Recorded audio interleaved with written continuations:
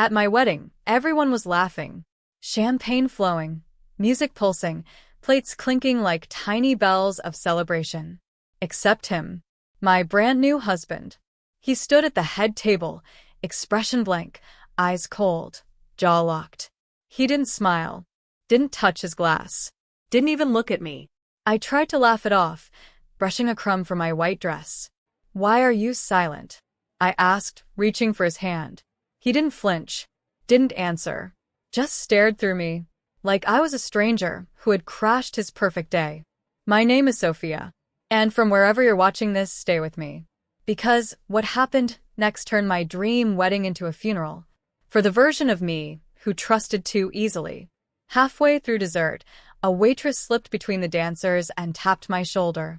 She was young, nervous, twisting a folded scrap of paper in her shaking hands.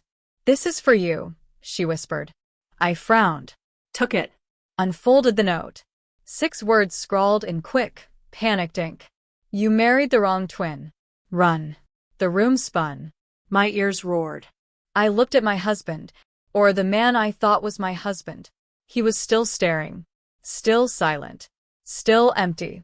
And, at that moment, I lost the power of speech. Because the man in front of me wasn't who I thought he was. And the man I loved was gone. My fingers went numb around that piece of paper. "You married the wrong twin. Run." The words pulsed like a siren in my brain. I looked up, my husband, or whoever he was, still staring right through me with that terrifying, emotionless calm. Someone clinked a glass for a toast. Laughter rolled across the ballroom like a wave. No one noticed I was drowning. I tried to stand. My legs shook. The note crumpled in my fist, sticky with sweat. How could this be possible? He'd kissed me this morning. He'd held my hand. He'd vowed to love me forever. Except now, there was nothing behind his eyes but ice. A waiter passed with a tray of champagne. I grabbed a glass, gulped it, trying to force my voice to work again. Finally, I croaked, "Where is he?" The fake husband didn't react, just folded his hands politely, as if rehearsing being human. I leaned in closer, whispering so no one else could hear. "What did you do with him?" No answer. Panic ripped through me. I turned, scanning the crowd, searching every face. For him. For the man I'd loved since college. The one with the shy smile and the warm laugh. The one I was supposed to marry today. Instead, I'd been led straight into a nightmare. The waitress who gave me the note was lingering near the exit, eyes wide with terror, mouthing, "Go." I moved to stand, but a hand clamped around my wrist under the table. Strong. Unforgiving. Fake husband leaned close, lips barely moving. "If you try to leave," he whispered, "you'll never see him alive." My heart slammed against my ribs, so hard I thought I'd faint. Because right then I knew, this wasn't just a switch. This was a hostage situation. And I was the bargaining chip. My whole body went cold. His fingers were still wrapped around my wrist, polite enough to look invisible to the guests, but digging in hard enough to bruise. I forced a smile, because eyes were still on us. It was my wedding after all. My wedding. I could barely comprehend it. Every plan, every dress fitting, every cake tasting, all leading to this horror show. I swallowed hard, my mouth dry. "Where is he?" I whispered again, teeth clenched in the shape of a smile. Fake husband tilted his head, studying me like I was a new animal at the zoo. "Safe," he said finally. "For now." The music thundered around us, a sick mockery of celebration. I tried to breathe normally, to keep my face calm. There had to be a way out. I wasn't going to play his puppet forever.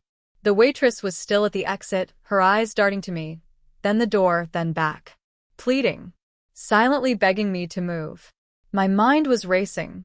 "You married the wrong twin. Run." That meant the real groom was alive. Somewhere. But this monster had him. I shifted, breaking eye contact, focusing on a slow plan. 1. I'd get to the kitchen, say I needed to fix my makeup. 2. Slip out through the staff hallway. 3. Find the police. Simple. Terrifying. But my only shot. I patted my fake husband's hand with a forced sweetness. I need a moment to freshen up. He smiled back, chilling, empty. Of course, darling. But as I stood to go, he leaned in, voice a dagger in my ear. One wrong move, and you'll never see him breathing again. My knees nearly buckled, but I walked, somehow, across that ballroom floor with every guest's happy eyes on me. They had no idea. No one did, except the girl by the door. Except me. And the man I loved, waiting somewhere in the dark. I made it to the powder room without collapsing. My hands were shaking so badly, I could barely lock the door behind me. My reflection stared back at me. White dress, flawless makeup, perfect hair, and dead panic swimming behind my eyes. I gripped the sink until my knuckles went white. Think, Sophia. Think. He had the real groom. He'd replaced him. He was holding me hostage in plain sight, surrounded by family and friends who would never believe a word of it. I wanted to scream. I wanted to smash the mirror. I wanted to tear the dress off and vanish into the night. Instead, I splashed cold water on my face, gulping air. Then a soft knock at the door. Sophia? It was the waitress, the one who'd given me the note. I rushed to unlock the door, yanking her inside. Where is he? I hissed, voice cracking. Where's my fiancé? Her eyes darted around, terrified. They're holding him. A warehouse outside town. I only know because they tried to pay me to drug you before the ceremony. I couldn't do it. I felt the blood drain from my face. Why him? Why me? She shook her head, tears brimming. Something about inheritance. His family money. They needed you to marry the twin for legal control. My stomach flipped. Of course. A trust clause. His parents had told us 100 times, if he married, he'd unlock the last of the family fortune. And now this twisted doppelganger had stepped in to steal it. And me. I swallowed, fighting a sob. Can you get me out of here? She nodded, determined. Back kitchen. Staff loading dock. I'll stall him. My hands gripped hers like a lifeline. Thank you. But as I turned to go, she grabbed my arm, eyes wild. Sophia. Listen. If he realizes you're running, he will kill your fiancé. You have to be smart. I froze, every nerve screaming. I couldn't just run. I needed a plan, one that wouldn't sign his death warrant. Because I wouldn't leave him behind. Not after everything. I wiped my eyes, straightened my shoulders, and stepped out of the bathroom. Time to play along. Until I could burn this whole nightmare to the ground. The ballroom roared back to life as I stepped out. Glasses clinked, a slow love song hummed from the speakers. People smiled and waved. As if the world wasn't ending in real time around me. He was waiting at the head table, hands folded, mask-perfect smile pinned to his face. The twin imposter. My fake husband. His eyes tracked me across the floor, laser-sharp, dissecting every move. I forced a shaky grin. Sorry, honey, the veil was making me dizzy. He stood, offered me his arm, playing the doting husband for the crowd. Shall we dance? Every muscle in my body screamed no, but I nodded. Because I had to keep him calm. Keep him thinking I was under his control. We moved to the floor, the music soft and syrupy. He held me close, breathing against my ear. Don't even think about running again, he whispered. I managed a tiny, terrified laugh. Of course not. My mind was a hurricane. Warehouse outside town. Staff loading dock. Waitress stalling. But how could I get there without dooming the real groom? I swallowed hard. I needed leverage. Something he wanted so badly he'd let me see my fiancé alive. Even for a moment. Money. That was it. The inheritance. I lifted my head, forcing my voice steady. You want the trust, right? His grip tightened, jaw ticking. Keep your voice down. I leaned closer, lips barely moving. If you hurt him, you'll never get a dime. I know how the clause works. They'll trace everything. It will all burn. He stilled. That was my opening. I'll cooperate, I lied, swallowing bile. But I need to see him. I need to know he's alive. Or I swear I will tank your entire plan. A muscle twitched in his cheek. I knew I'd hit the mark. He needed me. Married, cooperative, silent. To unlock the money. And maybe, just maybe, he'd give me one look at the man I loved. It was a gamble. A suicidal, reckless gamble. But if I didn't try, I'd never see him again, and the monster dancing me around that room would win. I had one shot. Show me, I whispered. Or I end this right now. His eyes burned through me. And then, with a chilling calm, he nodded once. Tomorrow. The rest of the night blurred around me. First dances, cake cutting, toasts, like actors in a bad play, clapping and laughing on cue while I felt like I was dying inside. I kept smiling, kept performing, because every second was a test. He never let go of my hand, never more than a breath away, like he owned me already. When the last guests trickled out, the monster twin leaned close. Pack your things. We leave at dawn. My stomach lurched. Where? His smile was a knife. To see your groom, of course. He made it sound like a date, like he was showing me a tourist attraction. I nodded, numb. Later, alone in the hotel suite, I finally let myself collapse. I curled up on the bathroom floor, dress half undone, sobs ripping through me. How had my life turned into this? How had I missed the warning signs? A twin, he'd mentioned him vaguely once or twice, but I thought it was just family drama, nothing serious. Now it was my nightmare. I rinsed my face, pulled myself together. One thought anchored me. He's alive. As long as that was true, I had a fighting chance. Before sunrise, I packed. A burner phone from the waitress was hidden under my garter. She'd slipped it to me during the bouquet toss. A miracle in the chaos. One message. One number programmed in. Call, if you get a chance. I wouldn't waste it. At dawn, he came for me. Perfect suit, perfect hair, perfect stranger. He opened the door like a gentleman. Ready, Mrs. Cole? My skin crawled. But I nodded. We drove in silence for an hour. Out of the city, past the suburbs, down a long gravel road that ended in a rusted warehouse straight from a horror movie. He stepped out first, then gestured for me to follow. After you. The sun was rising behind us, a blood-red glow. It felt like the end of the world. I swallowed my fear and walked inside. Because I was done running. If I was going to save him, it started right here.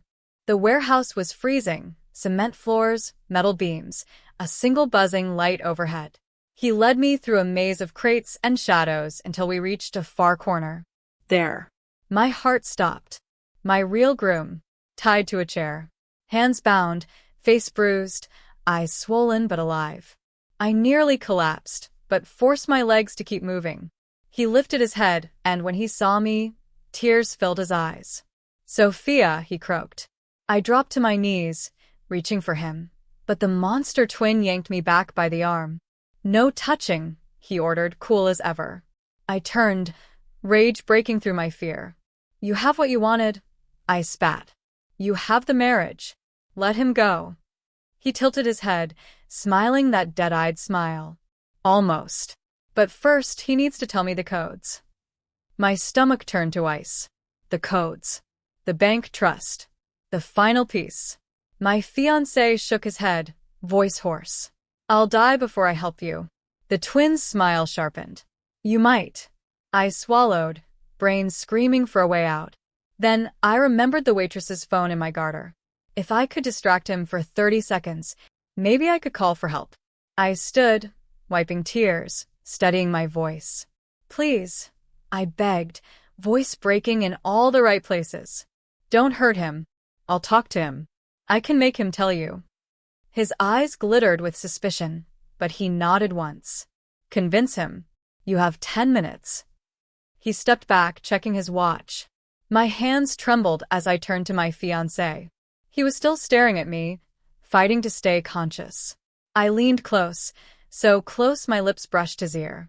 I have a phone, I whispered, voice so tiny he almost couldn't hear. In my garter. They'll come. Hold on. He squeezed my hand with what little strength he had left.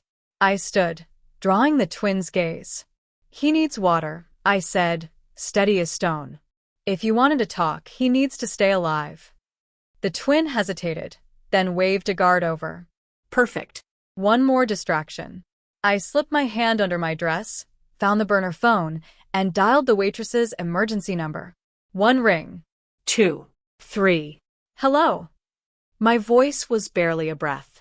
Send help. Warehouse off Highway 9. Now.